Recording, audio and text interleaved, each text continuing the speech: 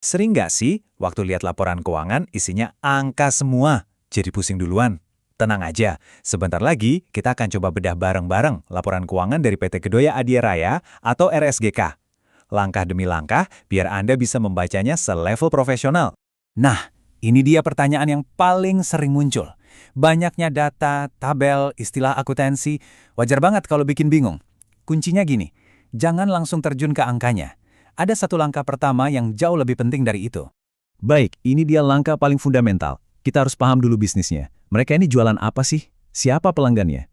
Kalau kita nggak ngerti ini, angka-angka yang akan kita lihat nanti itu nggak akan punya makna. Nah, dari tabel ini kita jadi tahu kalau RSGK itu bergerak di sektor kesehatan. Mereka punya 4 anak perusahaan. 2 diantaranya yang farmasi sama jasa kesehatan di Bekasi itu udah aktif jalan. Tapi coba perhatikan deh, 2 lainnya masih belum beroperasi. Ini detail kecil yang penting banget buat investor loh. Kenapa? Karena ini nunjukin ada potensi pertumbuhan di masa depan, tapi sekaligus ada juga proyek yang masih butuh waktu dan biaya untuk berkembang. Oke, kita udah tahu bisnisnya apa. Sekarang waktunya kita cek kesehatannya. Dan cara terbaik untuk melakukan itu adalah dengan melihat neraca keuangan atau balance sheet. Anggap aja ini kayak hasil medical check-up keuangan perusahaan di satu waktu tertentu. Dan hasil check-up pertama ini kelihatannya positif nih. Lihat deh, total asetnya itu melonjak. Dari sekitar 880 miliar, sekarang jadi lebih dari 1 triliun rupiah. Ini sinyal kuat kalau perusahaan lagi gencar-gencarnya ekspansi. Pertumbuhan aset itu bagus, tentu. Tapi sebagai analis yang cerdas, kita nggak boleh berhenti di situ. Kita harus tanya lebih dalam. Uang buat ekspansi ini datangnya dari mana? Dari modal sendiri atau dari pinjaman alias utang? Nah, jawaban dari pertanyaan ini krusial banget buat menilai risiko. Dan disinilah kita menemukan jawabannya dengan sangat jelas. Ternyata, pertumbuhan aset ini sebagian besar dibiayai oleh naiknya utang atau liabilitas yang nambahnya sampai 164 miliar rupiah. Coba bandingkan dengan modal sendirinya yang cuma tumbuh sekitar 31 miliar. Jauh banget kan? Ini temuan penting. Perusahaan ini lagi agresif berekspansi dengan menggunakan utang. Dan biar kita yakin, kita lihat langsung ke sumber datanya. Nah, kalau Anda perhatikan di bagian bawah, ada jumlah liabilitas dan ekuitas. Ini total asetnya yang tumbuh jadi 1 triliun itu. Terus lihat baris di atasnya, jumlah ekuitas, naiknya sedikit aja. Ini benar-benar konfirmasi data kita. Transparansi itu kuncinya.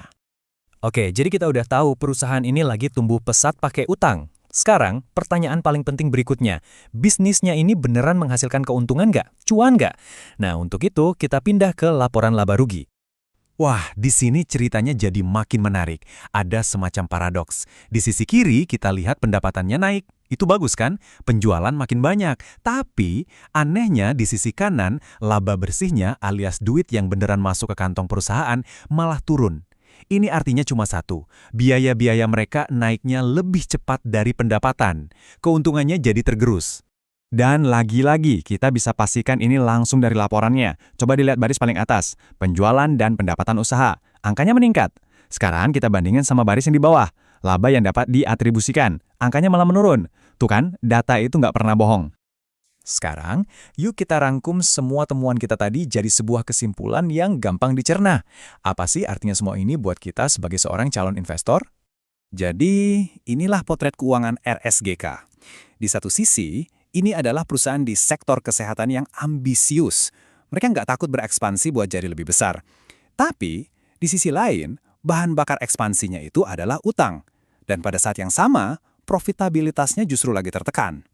Jadi ini cerita dengan 2 sisi mata uang, ada potensi pertumbuhan yang besar, tapi ada juga risiko yang harus kita waspadai. Dan pada akhirnya, pertanyaan ini kembali kepada Anda. Apakah profil perusahaan yang tumbuh dengan utang tapi margin keuntungannya lagi tipis ini sesuai dengan toleransi risiko dan tujuan investasi Anda? Nggak ada jawaban yang benar atau salah di sini. Yang paling penting adalah, sekarang Anda tahu cara membaca ceritanya dan bisa membuat keputusan yang jauh lebih bijak.